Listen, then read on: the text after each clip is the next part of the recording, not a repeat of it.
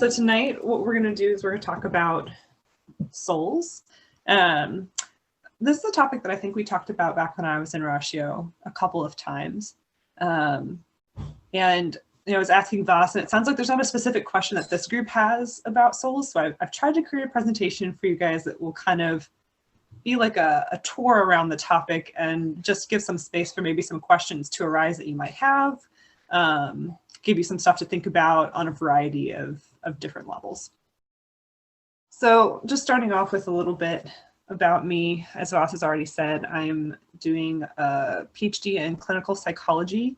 I am almost done. May is when this should all be over. I'm doing my internship year. So in clinical psychology, your final year of your program is basically a full-time internship. So I'm working at Trenton Psychiatric Hospital in Trenton, New Jersey. And then the only other thing that I have going on in the background is I need to finish my dissertation, and that has to be done by March. And so I'm making progress on that, and hopefully we'll be finishing that up in the next few months. My master's thesis was on spiritual experiences. And my dissertation is also about spiritual experiences and maybe how they relate to people being able to be resilient and to cope with stressful things in their life in a positive way. I can answer questions about that at the end if any of you happen to very nichely be interested in that kind of research, or you can always private message me after the presentation. So that's kind of a snapshot of where I am. I lived in California for 4 years, for the 4 years of grad school where I was doing classes. And so I just in the midst of this pandemic moved back. So this is where I'm from. Grew up in New Jersey, went to Rutgers, left for 4 years, and now I have returned, and I have missed seasons and green grass and just general weather. So that has been nice that I've gotten to experience a lot of that in the midst of the pandemic with hanging out with people outside so much. So this is a picture of me on a recent hike in upstate New York in Catterskill Falls. So it was very beautiful. All right, so then our goals for tonight are to learn about the various ways that people conceptualize the interaction between the soul and the body, because that's kind of where the question lies, is what is the soul and how is it related to your body? Hopefully we'll have a chance to ask good questions and have some meaningful discussion. As a clinical psychologist, I'm basically a therapist. I do a lot of other things. I do research, I could do teaching. There's other kinds of jobs that I could get involved with, but my main job, the thing I most identify with, is being a therapist. And so as a therapist, I tend to like to sit in questions that I don't know and make things even more complicated. So I'm not as great at answering questions because that doesn't tend to be my goal. My goal is to actually create more questions a lot of the time. So hopefully you'll bear with me in that and you'll bring some of your own questions. I'm really hoping to learn from you all tonight and from what's on your mind, the things that you've learned, the things that you've thought about. And again, maybe the questions that we all have that we might not have neat, clean answers for. And so the way that we'll do that, it's always helpful to take a look at history. So we're going to start with a really brief history of soul beliefs, just so we can get a narrative around how this question has evolved over time. And then we will talk about 3 different ways of conceptualizing the relationship between the soul and the body. So there's the materialistic, maybe like traditional atheist view of souls. There's something called Christian physicalism, which is similar to materialism, but it creates a little bit more space for God and spirituality to be present. And then there's the traditional view, which is Christian dualism. And in the midst of that, there'll be a lot of different methodologies that we'll go over.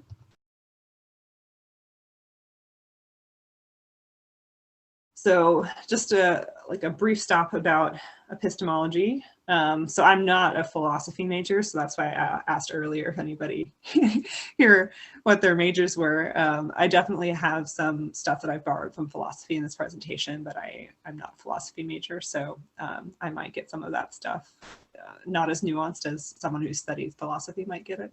But basically when I think of epistemology, what I'm thinking of is how you come to know that what you believe is right and what methods you use. And so when it comes to conversations about the soul, people use different methods. You could be talking about experience or intuition. That's kind of what we started with. if you're a Christian or you're someone from a religious faith, you might think that tradition or scripture are really valid methods of knowing something is true. You could use logic.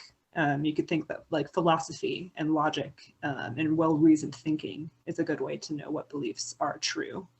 And you could also use a scientific method, which I separate from logic because it kind of borrows from logic. There's a logic to the scientific method, but it's actually a very specific way of understanding what kinds of things are true. It's things that can be tested, testable hypotheses, observations about the natural world. And so tonight we'll spend the first part of this presentation talking about what aspects of the soul hypothesis are scientifically testable.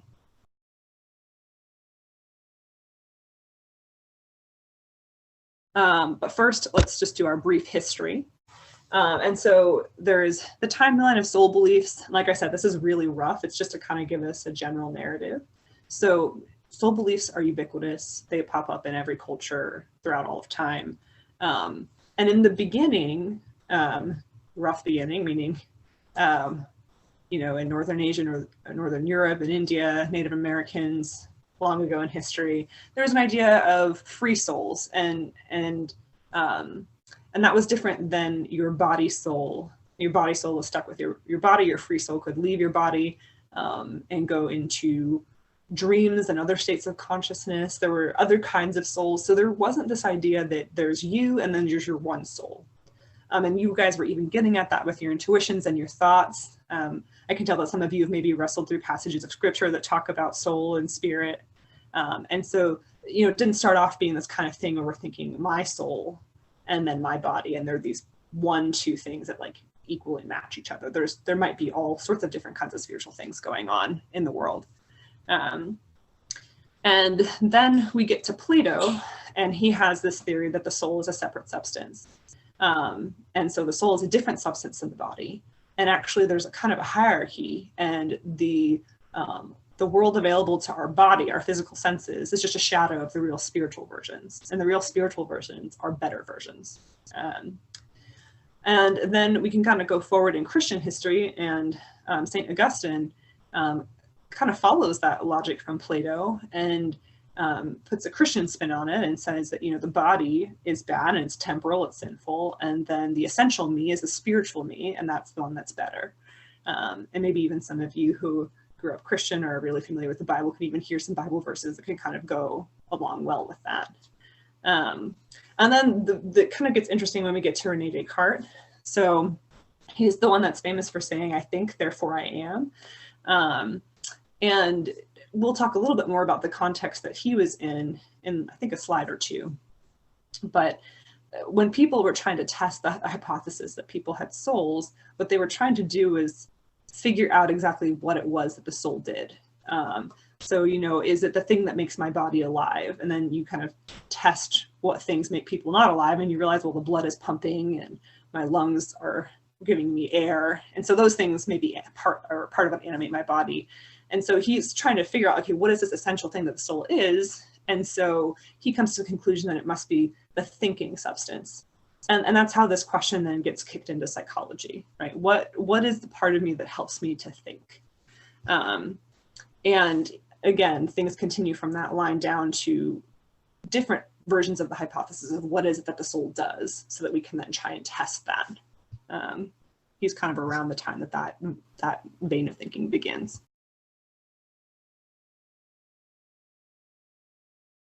So the first person that we'll talk about, there's several books that I've read up on and pulled from to make this presentation. And so this is the atheistic, materialistic perspective by Julian Mussolino. And so actually when I was in Ratio Christi, me and some of the other people from Ratio went to listen to him speak. This book was new at the time. And he gave a talk on it in the College Avenue Campus Center. And so he gave a presentation of his thoughts on why science has gotten rid of the need for there to be any soul. There is no soul. As a matter of fact, he might have even said that science proves that there isn't a soul. And so this is something that was familiar to me even from my other psychology classes, especially cognitive psychology, where we talk about the ghost in the machine. So us being the machine and the ghost being the soul. And it's this concept of the soul, that it's this non-physical principle that's the causal factor in morality, emotion, thought, or some other human capacity. And if you talk to different people, they might give you a slightly different answer about exactly which capacity the soul is in charge of. But there's some capacity. Or it's like this immortal part of you that can live after death, or both. And it comes from maybe a Cartesian dualistic framework. So that basically says, again, that there's two fundamentally different substances, and one pushes the buttons of the other. So in this case, I have a body, but there is this immaterial part of me that pushes the buttons in my body and is the cause for things happening in my body. And so this is what Mussolini says that we can argue against and we can test. So if you're saying that the soul is a substance that interacts with the body, which is matter, then we can test that hypothesis using biology, physics, psychology, neuroscience, because it involves matter, and the scientific method involves testing things that happen with matter. So we'll start this section. So I picked this one because I think it's really fun. It's a fun example of psychological heuristics. So it's just important to have a concept of what psychological heuristics are as we go forward into some of this other psychological research. And this one isn't super related to the soul, but I just think it's a fun one. It's a classic. Some of you may have seen this already. But basically, the idea of psychological heuristics, the reason that we do experimental psychology is because our brains can play tricks on us. So even things that are part of our intuitions can be very wrong, especially when they're about the way that we think, when we're reflecting on ourselves and our own capacities. That's when we're the most likely to be deceived, because our brain is wired to help us survive in this world. It's not actually wired to be accurate about this world. And so a great example of that is to look at this picture, and you see square A and you see square B. And the truth is, I'm going to tell you this now, and you might not believe me even as I tell it to you, but square A and square B are exactly the same color. They're identical. And even as I'm looking at it right now, and I'm trying really hard to see it, I can't. And that's because if I were to see them as exactly the same color, I wouldn't have the correct depth perception of this picture. But the truth is they are exactly the same color. Now, there might be some of you here that have some exceptions if you're maybe like really trained in art and you have to see the real color things are to actually paint them. Or if you've seen this before, you might be able to see it. But for those of you that can't, I think it's the most helpful if we actually just take a look at hold on, open the link. If we take a look at it so that you can see it in real time.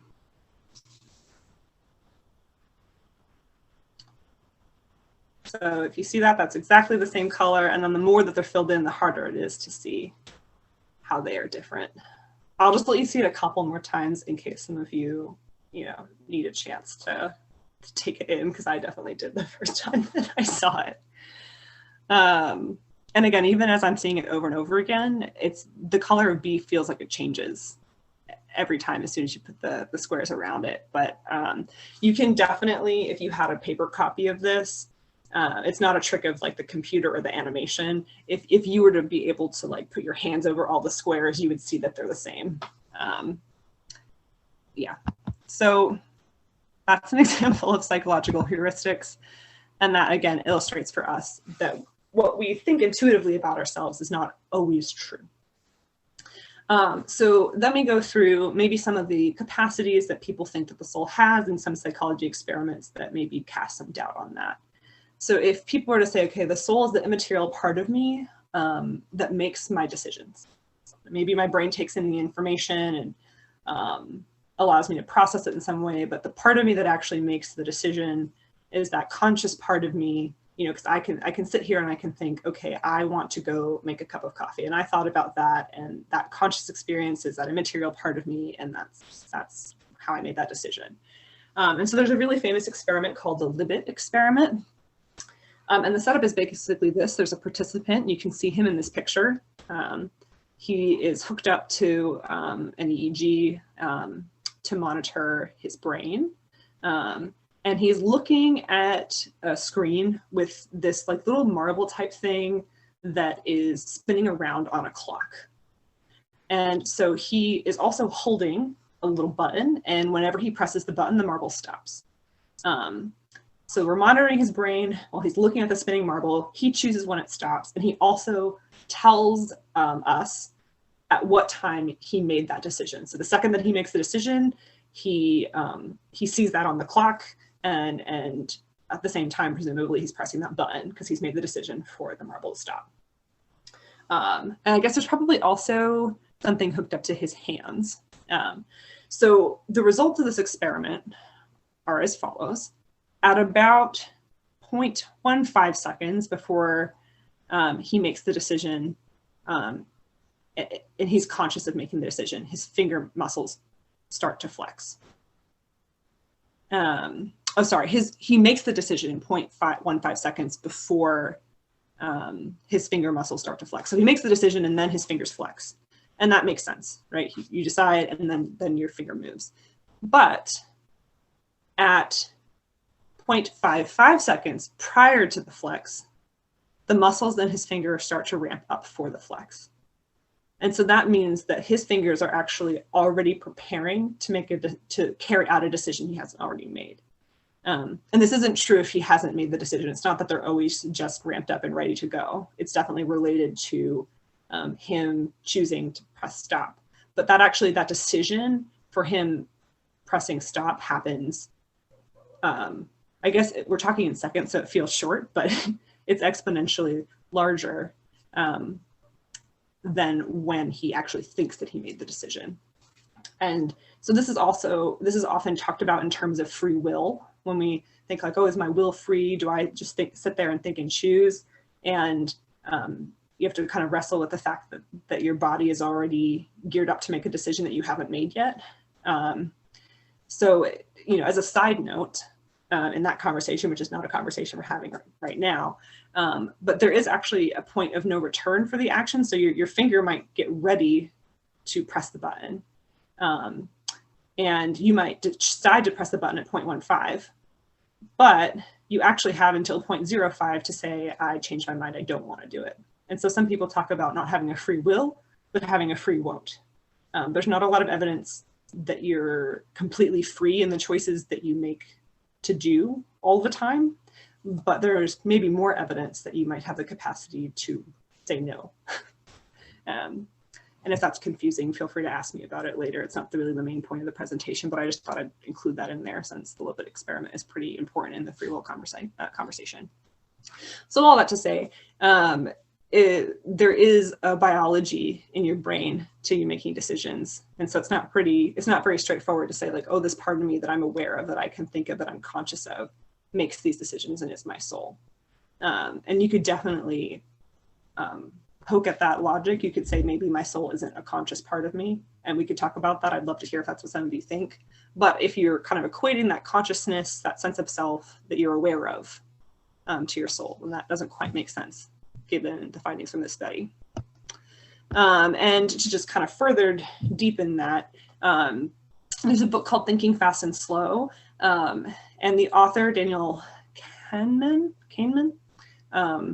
calls this part of your brain system 1 and system 2. So system 1 is 95% of what your brain does, and it's completely out of your awareness. It's unconscious, it's fast, it's associative, it's automatic. It's the stuff that really keeps you alive. You can't really sit there and think like, hey, do I want to run from this lion? Your body has to kick into gear before you've had a chance to think about that. So that's survival stuff. You also can't, every time you sit and look at a room, calculate the geometry to make sure that you've perceived the depth correctly. So there's a lot that your brain just automatically does. And people have studied that and can see that. And then there's the 5% of your brain that is logical and intentional and lazy and indecisive. It's the part of you that you often experience when you're thinking about things and making decisions. But it's really a very small part of what your brain is actually doing. And as a therapist, I'd say a lot of times people come into therapy because there's things that they're not aware of that they want to be made aware of. And it's these these types of reactions and feelings and patterns that they have in their life that they don't know about, that they actually need someone else to point out to them. And that's why therapy is sometimes helpful for people, is because there's so much of our experience that we aren't aware of, that we don't know about, that we need others to tell us about. A good friend can do that too. You might have a friend who tells you like, oh, I think you're mad at that person. You're like, I didn't realize I was mad at that person, but they realized it. And that's how a lot of our interactions with others, our relationships, our emotions, that's how a lot of that goes. So to me, that's not a terribly surprising thing to find out about people. And so then you could say, well, maybe my soul is my personality. If maybe that's how you think of that essence, that's how you think of yourself, just like who you are, how you, just the personality of who you are. And so some of the evidence that, Mussolino looks at and other people look at when you think about that are traumatic brain injuries. And one of the most famous case examples of some of the traumatic brain injury was Phineas Gage. And so previous to his injury, you can see he was a generally well-likable person, well-balanced mind, pretty smart, energetic, sociable. And then he had, I forget exactly what it was, but some sharp metal thing pierced its way through the front of his brain. And his personality fundamentally and completely changed. He didn't used to curse, and then he'd use a lot of gross profanity. He was disrespectful and rude. Definitely had a different level of intelligence. It just was like an awful person to be around. And so his personality was fundamentally changed by an injury to the brain. And this is certainly a case example, but this definitely follows through with people, especially if they have brain injuries to certain parts of the brain. The personality really changes, or you could see it in someone who maybe has Alzheimer's, who had one personality and then different parts of their brain are now deteriorating and their personality fundamentally changes. So changes to the brain change your personality. And then you could think, okay, maybe it's just like my consciousness, my conscious experience. And there's other studies that I have that we could use to talk about this if we, have time and want to later. But a quick example to think about are conjoined twins, and twins, especially that are joined at the head. There's just really interesting experiences that they have. So they've got two brains in one body. So first of all, it raises the question, like, how many souls are involved here? And in some cases, one of the twins can move the arm of the other. Sometimes they can see things through the other twin's eye. And so they're like blending these conscious experiences. There can be ways that their conscious experiences blend together, where I'm seeing out of your eye and then maybe you're seeing out of mine, and maybe we're sharing thoughts, and there's just a weird bond that they have. So is there something going on? If the soul and the body are two completely different substances, how is the fact that these two bodies are joined together affecting the conscious experience so much? And then just the final slide. Hopefully you all have maybe a basic understanding of how computers work for this one. I definitely am not great with computers, so don't feel bad if you don't have a basic understanding of computers, but understanding computers and logic will help you understand this point.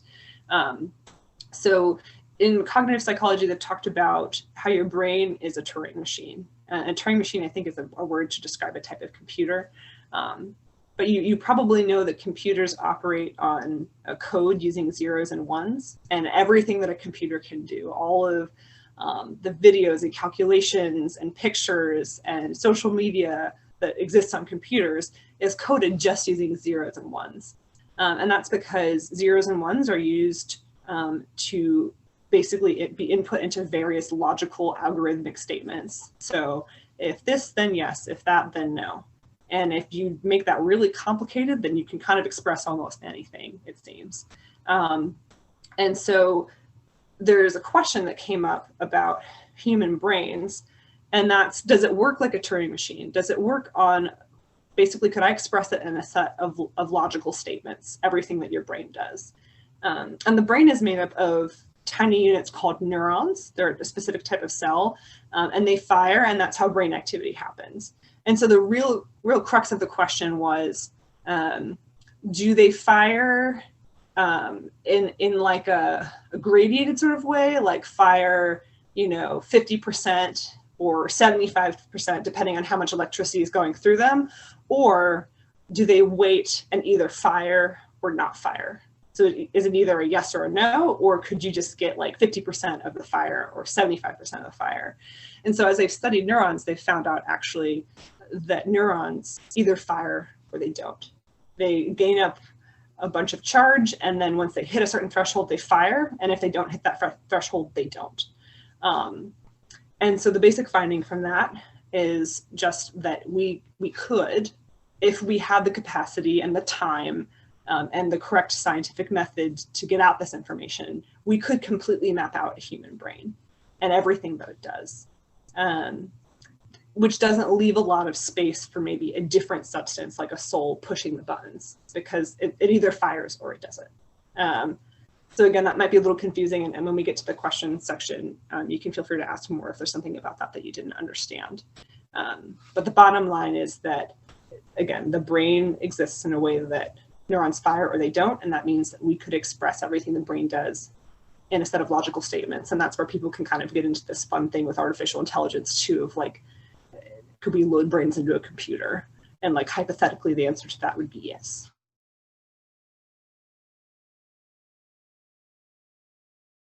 So Brown and Strawn wrote a book called The Physical Nature of the Christian Life. And actually, we're kind of taking a tour through maybe my journey through this topic chronologically, which I don't think I realized until now. But I heard the Mussolino book presentation during like the last few years of undergrad at Rutgers. And then I went to Rosemead, which is part of Biola in Southern California. In my first year of grad school, my research chair was responding to this book and the ideas in this book. Because the authors of this book, Brown and Strawn, are at a grad school that's like 40 minutes away from my grad school. There's only like 6 Christian clinical psychology grad schools in the country-ish, or at least 6 really main ones. And so 2 of them actually are in Southern California, right near each other. And Brown and Strawn are at Fuller. And well, at least one of them is. I don't want to, maybe they both aren't, but one of them is. And so they wrote a book called The Physical Nature of the Christian Life. And so here's what they say. They say, we have been buying our mental furniture for so long in Plato's factory. We've come to take for granted a basic ontological contrast between spirit in a sense of meaning something immaterial and matter in the sense of something material, solid, physical. And so the basic bottom line of what they're saying is a lot of our Christian ideas about the dualistic nature of the soul, that my soul is one substance, my body is another separate substance, they maybe come from more Plato and maybe Greek philosophy than they do from the Bible. And so they're psychologists, and so they rely on actually same kind of evidences as Mussolino. Mussolino is also a psychologist, I forgot to say. I think he's in the psych department. He's not a clinical psychologist though.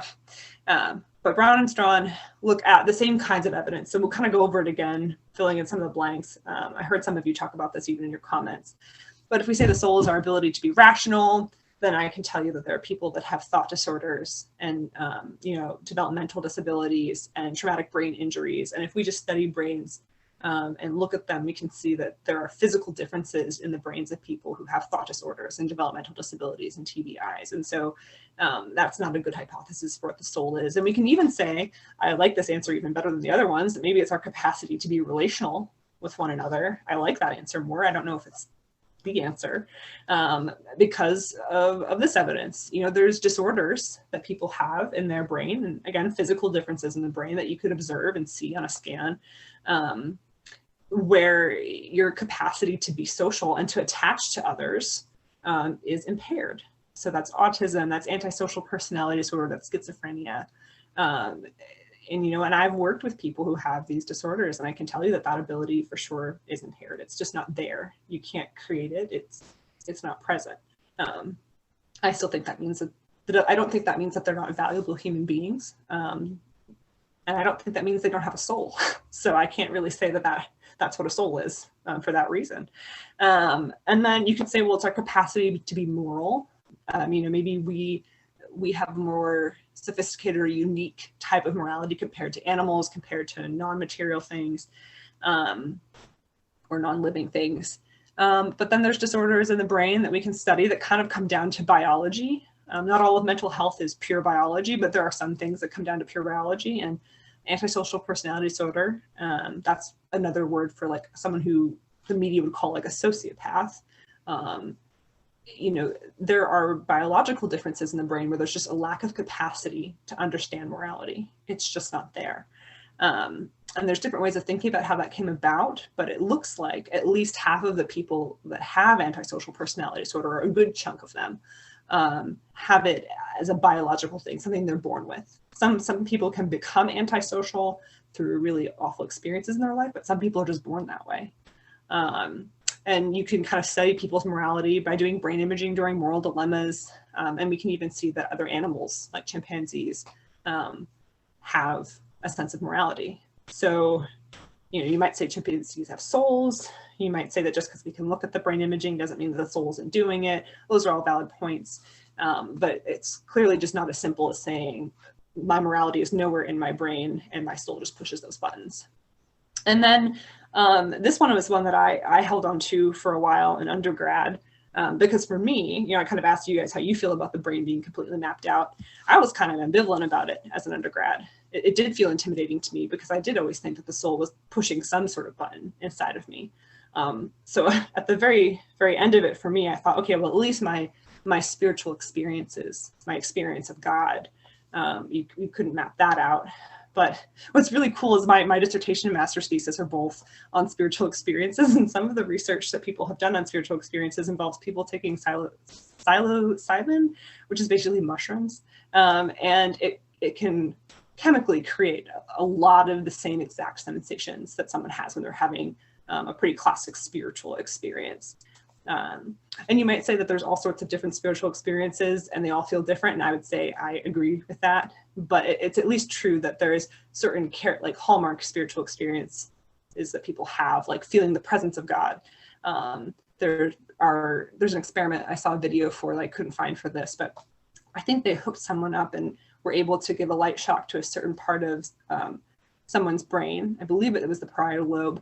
And they had that sensation that someone was with them and present. And so it's in the same way that you might have that sensation or experience of the presence of God. And some people don't have that experience, but some of you may know what I'm talking about. So that can also kind of be broken down into chemical parts in the brain. So Brown and Strawn are Christian, though. So they also care about the Bible and what the Bible has to say about people. And so they look at the Old Testament and the New Testament and the ideas of the soul that are present there. And so in the Old Testament, the word for soul is nephesh, and it can be translated person, breath, desire, self, throat. And so this is like by no means a comprehensive theological breakdown of the concept of the soul. I would probably do a whole other presentation for that, but they look at like two verses, right? So your traditional sense, the soul is completely separate from the body. One can be taken out of the other. And you could look at Psalm 49, God will redeem my soul from the power of the grave, for he shall receive me. And you can kind of think like, yeah, my soul is being taken out. My body's in the grave, but my soul's taken out and he's redeemed me. But then there's other verses like Psalm 7, 1-2, and it says, lest he tear my soul like a lion, rending it in pieces while there is none to deliver. So then it kind of feels like the soul is something actually physical. It can be affected, it can be torn apart and made into different pieces. And so you guys were even alluding to this at the beginning about, you know, how you take certain verses of the Bible and some of them have a literary aspect or some of them more metaphorical. And I don't really fully know the answer to that question.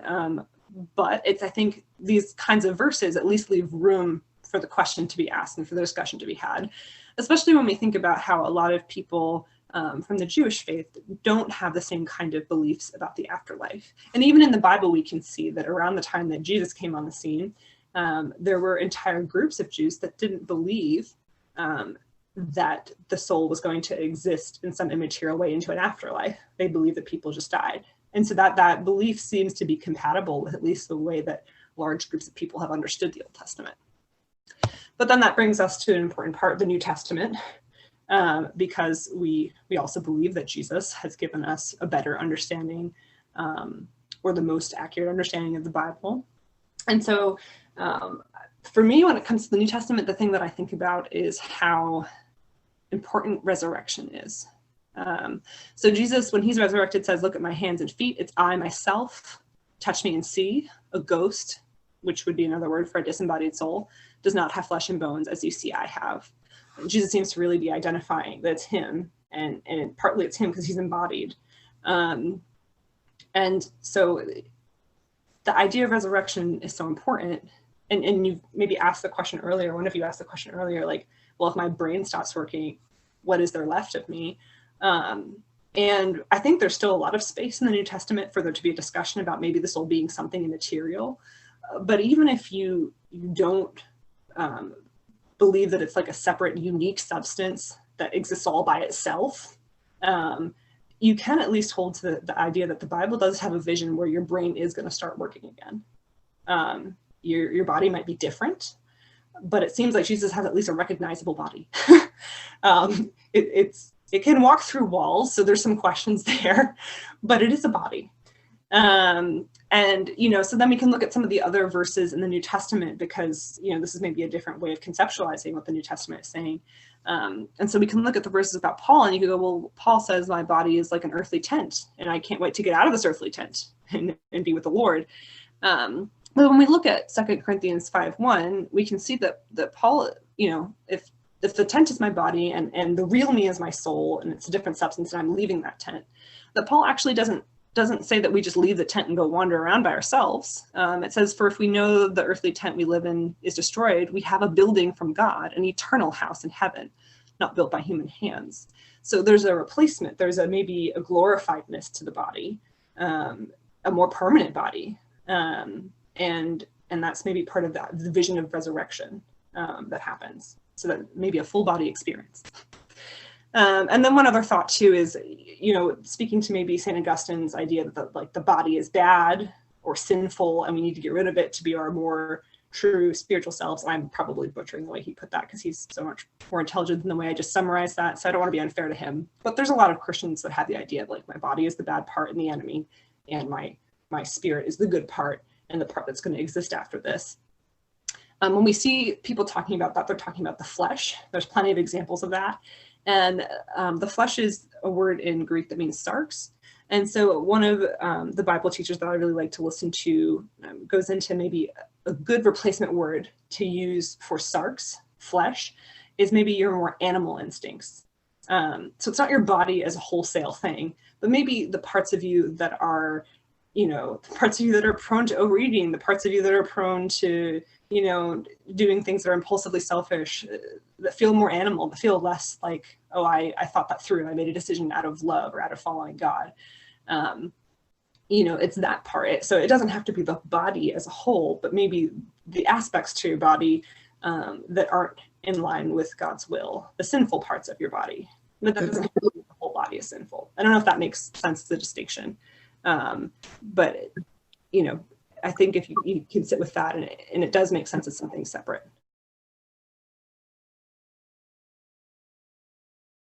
So this is just my slight intermission before we head into the Christian dualist perspective. And I've already kind of said this, but this is an image that helps me. I actually learned it from a cognitive psych class as well. So I have for you a picture of a hydrogen atom. And right here is a picture of two hydrogen atoms and an oxygen atom, and a bunch of them all together, right? And if you see, we transition from one slide to another. And if I describe this picture in terms of hydrogen atoms and oxygen atoms, I'm not wrong. I'm 100% right. But I missed something about this picture. I'm not 100% correct. And if I go further here and I talk about this and I say that there are a bunch of hydrogen atoms bonded with oxygen atoms clumped together with other things, I'm also not wrong, but I've really, really missed something. This is a beautiful picture of clouds, and there's more to this picture, even than just the droplets of water. And then if we even go up to this level, this is weather patterns. Now that we're up this far, actually, I'm going to say that it's almost nonsensical for me to talk about weather patterns in terms of hydrogen atoms and oxygen atoms. It's not wrong, but it's kind of wrong. It's not right. And so this is how I think of materialism. The atom is real and important. All of these things are real and important. And also these weather patterns are unique and distinct and different. There's something else other than just the hydrogen atom. And so the thing that I really regret about materialism and feel sad about is that it shrinks everything down just into the atoms. There is something distinct and different and unique. And even if it's made up of the hydrogen atoms, it's actually its own thing if we're going to study weather patterns. Another way to say it, it's cliche, is that the whole is greater than the sum of its parts. But I do think that's actually literally true. I can hand you all of the parts, and they're all real and they exist and they all go into the whole, but that doesn't mean that the whole is just the sum of its parts. And I can think of the soul in that way too. Even if you lean towards a more physicalist or materialist view, there is something immaterial about the soul, in that it's abstract, and that there's something about you that you can't express just in atoms and zeros and ones. And you guys have been saying that. So I know that that speaks to a lot of your intuitions as well.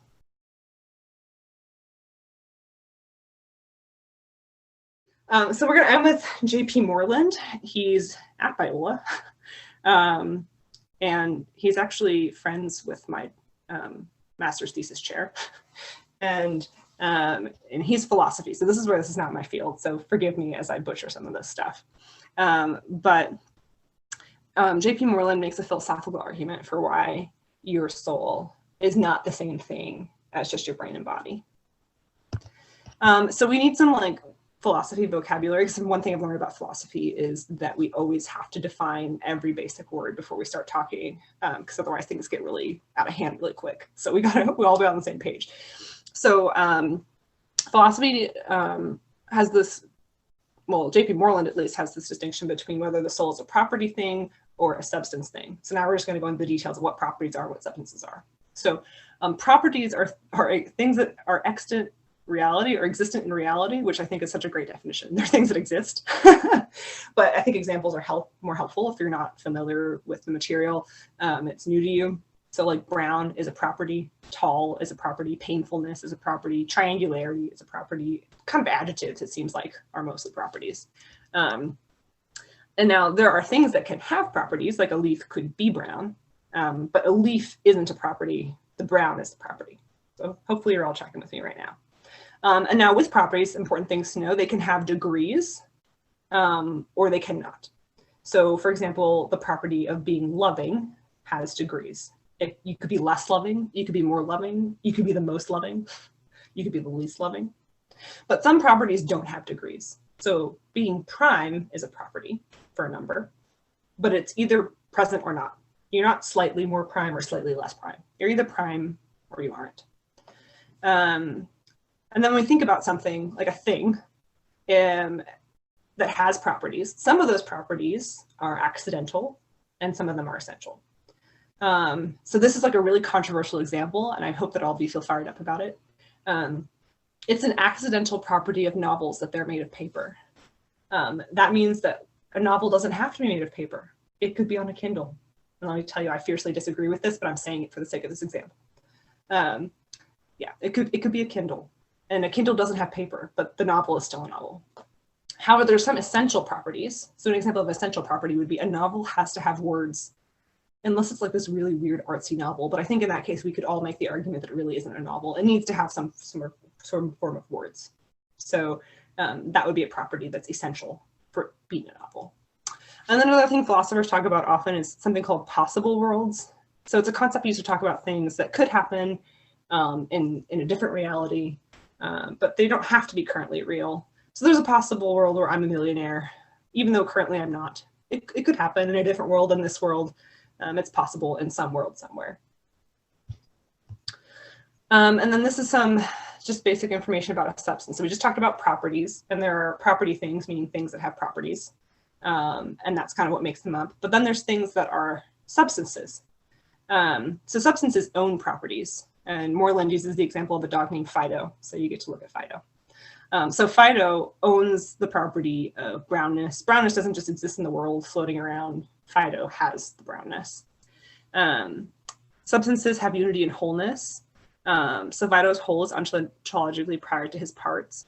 So that means that Fido being a dog is not just the sum of his parts. Basically kind of what I said, the whole is greater than the sum of its parts. You know, if you wanted to make a Fido and you need the 4 legs and the nice doggy nose and the wagging doggy tail and the 2 eyes, and you put all those ingredients together, and that's not how you get Fido. Fido kind of exists first, and then if you, really sad, I'm sorry to have to go here, but if you take away one of Fido's legs, he loses it in an accident or something, Fido still gets to be Fido. His whole is more important. It's first more important than just every individual part of him. He's got identity and sameness through change. So this kind of came up before. We're talking about, well, which version of the soul exists after, which version of the brain.